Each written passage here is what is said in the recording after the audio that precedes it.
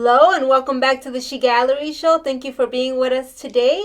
My name is Dulce Maria Diaz. I am founder and director of She Gallery, that is Sharing His Energy Gallery. And today we have a super awesome guest joining us virtually. We have legendary B-Boy B. Thank you for being with us, B-Boy. How you doing?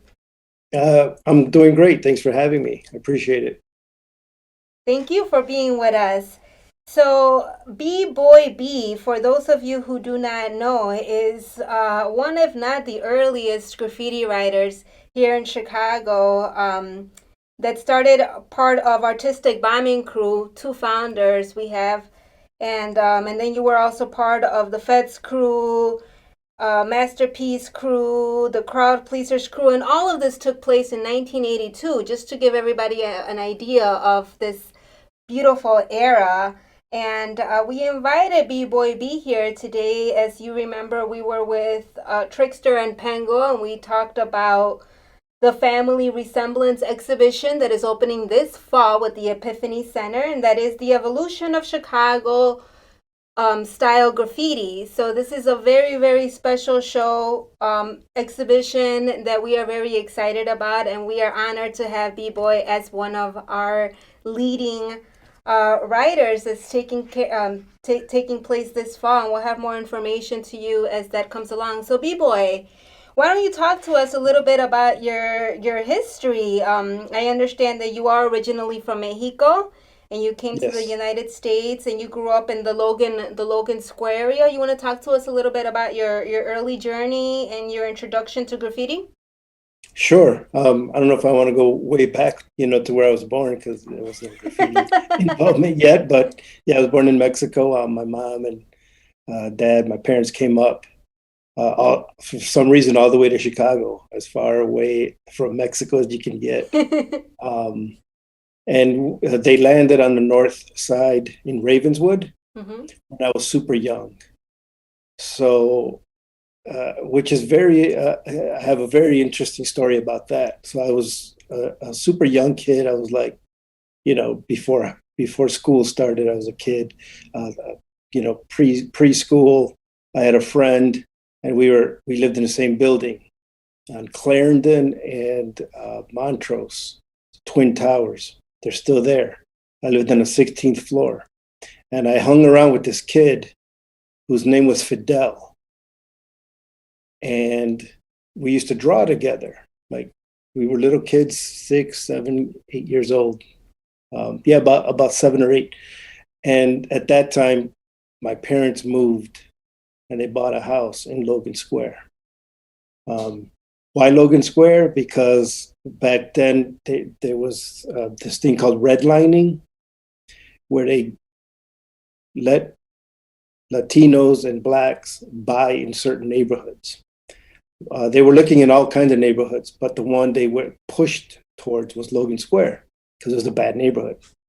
So, regardless, they bought a house there, and I grew up there. After 7 years old, I was, in the neighborhood. So I never saw my friend again. His name is Fidel. We'll circle back to that in a little while. But yeah, I grew up there in Logan Square. If you don't know Logan Square of the past in the 1970s and 80s, uh, just very gang oriented neighborhood. So it was very gang infested. So I grew up, being yelled at by the older guys, BD or be dead. So be a lad disciple or they're going to mess me up. Mm-hmm. So that was my upbringing in Logan Square. When I became a preteen, like, 11-ish, my parents went to New York. They had my mom had a cousin in New York. Um, so we went, they wanted to go to visit New York to see my cousin. I, of course, did not want to go because I was hanging out outside with my friends. It was summertime, and I did not want to go to New York. I just wanted to hang out Mm-hmm. with my friends. Summertime, Chicago, you don't want to leave. Yeah. Regardless, they forced me because I was, 11, 10-year-old kid. So I went off to New York, and it changed my life. I, I saw graffiti for the first time uh, in a modern sense of what we call, graffiti writing today. Mm-hmm. I've seen graffiti my whole life, gang graffiti, but I never saw graffiti that wasn't gang related until I went to New How were York. you able to differentiate? Immediately, I saw that there was a huge difference. I know I was young, like, 10 or 11, but I could immediately tell that this was way more artistic than the old English writing that was on the walls So in there the was some neighborhood. artistic involved to this. Absolutely. It wasn't just Artistic one bombing color. crew. Yeah, it wasn't just one or two colors. It was like very colorful. It was fat. It was stylized, and it was big, and it was all over the place. This was, 1980-ish. When we went to New York, it was, I think, the summer of 1980, and it was eye-opening because we got there, and we did ride a train. We went to Newark on a path. I think that's still there. On the path still existed, and back then, every train was bombed, insides and outs. This is early 80s New York City. So their trains have been bombed for 10 years already. So it was very cool to see coming back to the city now. I had these images in my head. Immediately, the day I came back, went to the garage. I found a couple of cans of spray that were in the garage, my father's. And I took a friend of mine with me, and I said, "Come on, let's go. We're gonna go paint some really cool letters." And I did my first two pieces that summer. I did a big Berto piece, Berto, and bubble letters because that's what I saw. I saw some pieces, but I didn't understand them yet. What I did understand was the throwies. I could read those, and I could tell that those were fat letters. Mm-hmm. So I try to mimic those. Mm-hmm. I was So really already, quick, just for yeah, the audience, what he's talking about is different styles of graffiti right now. Bubble yes, letters. Picture a letter that's fat, like inflated, and the little throwies. You got little throw ups. So there's different styles of graffiti, and that's what he's referring to. So he comes yes, back and he's like, "We're gonna go do this," and he's already being able to differentiate the different kinds of graffiti. yeah. I mean, I didn't know what they were called yet because I did meet a graffiti writer when I was out there when I was young, and he was my cousin. But I found out later that everybody in New York did graffiti in some way, shape, or form. He was just more informed than I was. He's the one that told me, "Oh, those are bubble letters. Here, I'll show you." And he showed me how he did it, his. So he was just doing simple throwies. Um, and he was my cousin. He was a year or two younger than me, and he was already doing that. So I ended up coming back. I immediately went and grabbed some paint, and my friend Tony was with me. And I painted my name, and I painted his name first because I wanted to practice. I never did it before. I did his name in case it looked whack, which I'm it gonna did, of try your course. teeth. Yeah, yeah, of course it looked whack because it was my first time painting. Mm-hmm. And then like as soon as I finished his, I did mine right next to each other. They were under the viaduct in Sacramento, Mm-hmm. just north of Diversey in Logan Square. So underneath the highway, 9094, I was painting. I did his piece first, so his was done. And he was admiring it or whatever. He was hanging out with me. We were on my bike. I took my bicycle, for some reason, I was with my bike. He was on foot. It was just a couple of blocks from my house. And I was painting my piece, and I heard a voice behind me said, "Hey, what are you doing?" Oh. I didn't pay any attention because I was so focused. I was just because I painted on a 45-degree angle wall because it was under the viaduct. Mm-hmm. So I was kind of like painting slightly on the floor, slightly on the wall. So I was able to climb up and down. So I was able to get it pretty big. Mm-hmm. And right before I finished, this voice said, "Hey, what are you doing?" And I kind of stepped back and I'm looking at this, my name, Berto, and uh, arms grabbed me by the shoulders and yanked me over the concrete divider and pulled me over. And it was a police officer. Yeah. I was You're doing like, it in my broad piece, check daylight. it out. Yeah, yeah. I didn't know any better. Mm-hmm. I was doing it in broad daylight. And long story short, they thought I was a disciple because my piece was kind of part blue and I had a black outline can.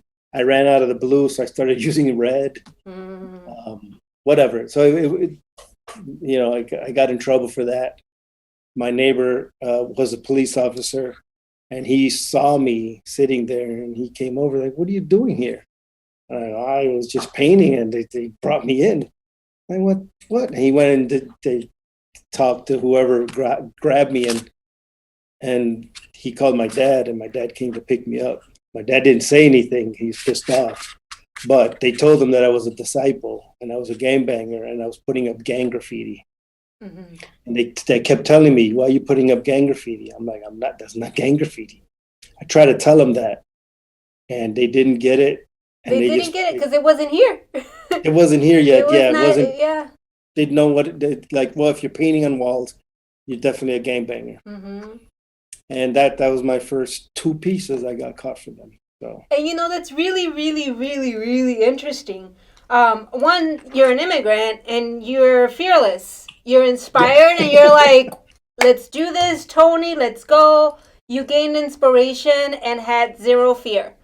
And then something that was completely new to you, you mentioned this earlier, and I know I've talked with you, guest, about this all the time, that maybe some people that looked down on graffiti didn't really quite understand how it saved and helped kids get out of these neighborhoods. Because you don't choose to be a game banger during these eras.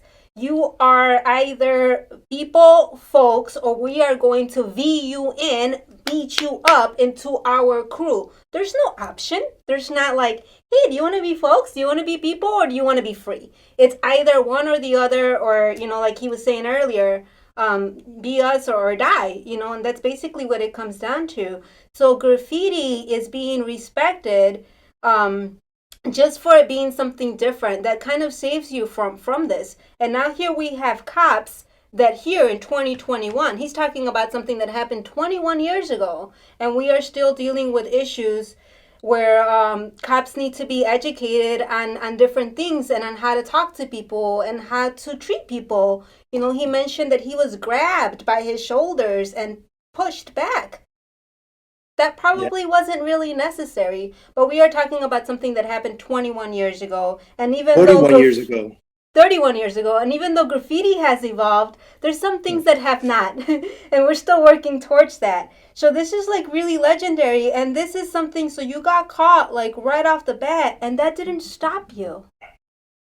So what ended up happening is that um, I was already like you said, you're correct. You're in the neighborhood, you have no choice. Mm-hmm. So I was already a peewee D, by not no choice of mine, Mm-hmm. just because every friend of mine was a peewee D. Mm-hmm. And a PWD is a small game banger. A small It's game a banger. small, yeah. It's you're not quite a teenager yet, so you can't be a D, and you're not an adult, so then that's when you become a maniac, right? Mm-hmm. So you're a peewee, a D, and then a maniac as you get older. Mm-hmm. I'm sure there's a lot other things I don't know about gang Yeah, stuff, and but see, that's something else that maybe the people don't recognize how structured everything is. Graffiti crews are very, very structured, gangs are extremely structured, and it's real. It's a real business. We see it every day. Yeah. yeah. So what ended up happening is that I gradually started moving away from the gang because I was too busy practicing. Dope. At the same time, my cousins of my friend Tony, and everybody in the neighborhood was Puerto Rican in Logan Square. I was the odd man out. I was Mexican, but nobody knew that because I was Latino. I kind of looked and dressed like everybody else, unless they came over to my house and then they're looking around like, "What? You're Mexican?" Because everything in my house is Mexican, you know. My mom decorated very Mexican, so they're like, "Oh man, you're Mexican." I'm like, yeah. But long story short, what I'm getting at is I gradually stepped away from my daily activity of hanging out on the corner and game banging to like I gotta go, I gotta write and practice my letters. Mm-hmm. I was too busy for that, so it literally saved my life because at the same time, friends were coming or other cousins of my friends were coming over from New York because New York is very Puerto Rican, and they would get visitors just like I visited my cousin in New York. New York cousins would visit my other friends from the neighborhood, and they brought with them dance, popping, and breaking. So one time I was hanging out on the corner right before I went to New York, and a cousin of my friend's, was doing a slide, like a moonwalk, but it was called a slide back then. And he slid across the concrete, and I was like, "What was that?" So I was like, "Man, I got to learn to do that." So I was already practicing how to b-boy. I didn't know it was called b-boying at the time, and he didn't tell us anything. He's got this New York face, he's just like, yeah, I'm better than you. He didn't want to teach us or nothing, right? Mm-hmm. But I still learned because I was very interested. I said, do that again, and I kind of watched him. So I was already kind of, doing some moves without. And now you got to remember that this is an era where there's no books out, there's no videos out. You have to catch a live show or a TV show like Welcome Back Carter, right? If you don't know that show, the old show, um, it was about high school kids. But the opening of Welcome Back Carter showed a train, and it was about this big on the screen, and it had graffiti on it. Like that's what our exposure was to graffiti. Nothing. That's what our exposure was to breaking. Nothing. Until 5 years later when the movie started coming out. So I was already practicing breakdancing and practicing graffiti Mm-hmm. in the early 80s. That's so awesome. So, yeah. So So B Boy B stands for breakdancing boy, and like I don't know how familiar the audience is with that with breakdancing. So the family resemblance, the evolution of Chicago graph style, is just touching on one element of graffiti as far as the exhibition goes. But there is going to be an event that's linked to that is going to focus on all five of the elements of hip hop.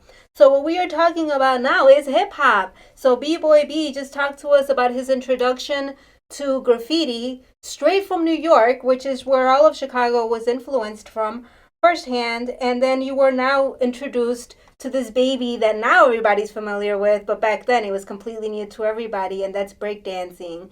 And then that led you to start a hip hop dance kind of like crew and competition under the Eagle in Logan Square. Do you want to talk to us about your transition from graffiti to becoming a breakboy dancer? What led you to start these competitions and this movement in the Eagle Square and the Eagle in Logan Square? I'm sorry, and then we'll come back and talk about the legal wall and everything that you did at Sure. Columbia with the newspaper because you've done a lot. And I mean, it's just such an honor, and I want the audience to like recognize that these are the writers that have paved way to this very mainstream street art that many people like to call graffiti, and it's not. And this is the purpose of this exhibition and the purpose of educating the public and being honored by having these legendary legends that started this and sharing these stories. And that are still with us and going to be presenting their artwork with us this fall. So make sure that you stay in touch with us and check out the show. And we're also going to be having competitions, breakdancing, breakdancing, emceeing, DJing, and much more. But talk to us a little bit more about how you got then involved in starting this whole movement with the Eagle, or if you want to go back Sure. to Fidel, I don't know if that circles back. It's going to circle back, but we got a few more years to come meet him. But I can talk quickly. I don't know how much time we got, but I'll talk quickly through that. So after I did my first piece, and I started to practice more. Mm-hmm. I started to walk around and try to do other walls in the neighborhood.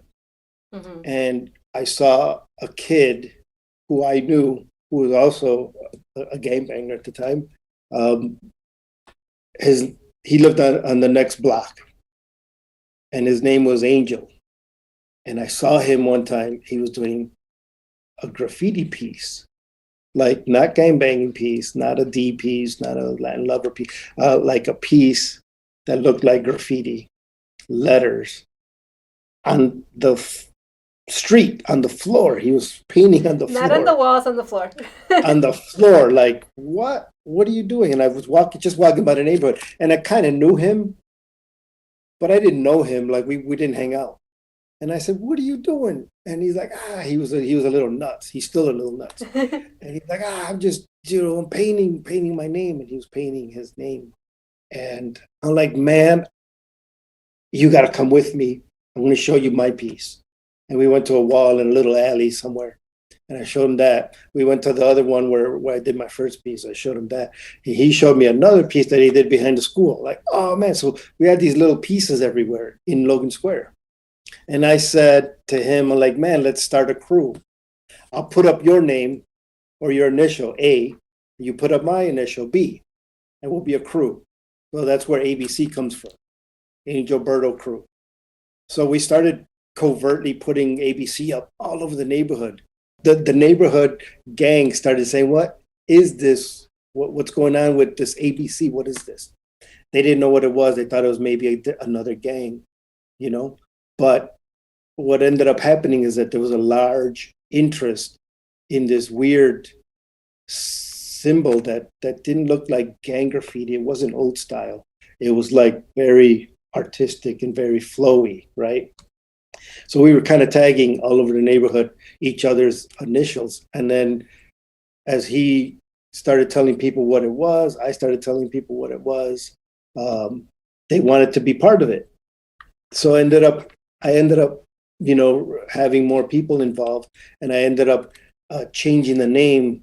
The first guy that showed up after me and Angel was a guy named Chris. Of all things, his ABC. letter was C. It's perfect. So we did that for a little bit, but then I knew that it had to change more because more people were coming in. So I Mm-hmm. changed it to Artistic Bombing Crew. So that's where ABC started. About the end of 1981 into 1982. So we painted the whole summer Mm-hmm. slightly as Angel Berto Crew. Then it blew up. 82, 83, 84, it just blew up.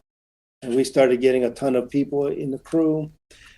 We started hanging out at the Eagle, and I was a breaker, and 90% of us were breakers already because we would go to this place called Janelle's, which was on Fullerton and Pulaski. Mm-hmm.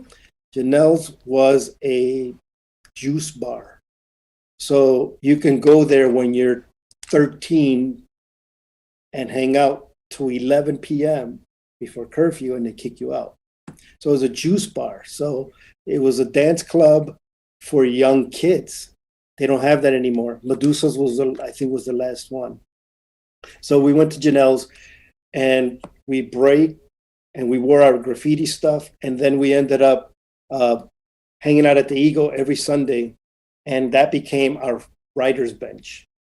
So kids would started hearing about us and they would travel through the train, come up through the Logan Square subway, look for the Eagle and walk towards it. And that's where we were on Sundays. That is so beautiful. And some of you may remember when we had Flash, we've had Flash on the show a couple of times. And if you visit our website and sharinghisenergygallery.com or .net, I'm so sorry, you will still be able to see those shows and get some clips of some of these events that took place. And I know that he's always mentioned B-Boy B. So we have some clips from Flash and also from Artistic when Artistic was also with us on this show. So you guys can always come back and visit. Now, we only do have a couple more minutes, unfortunately. We're Okay, very excited to have you here.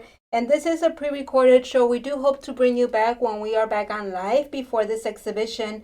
But sure. I just want to say, I want to close this off with asking you what it feels like knowing that you were, if not the earliest writer, and seeing what this movement has evolved into. How do you feel? What does that feel like for you?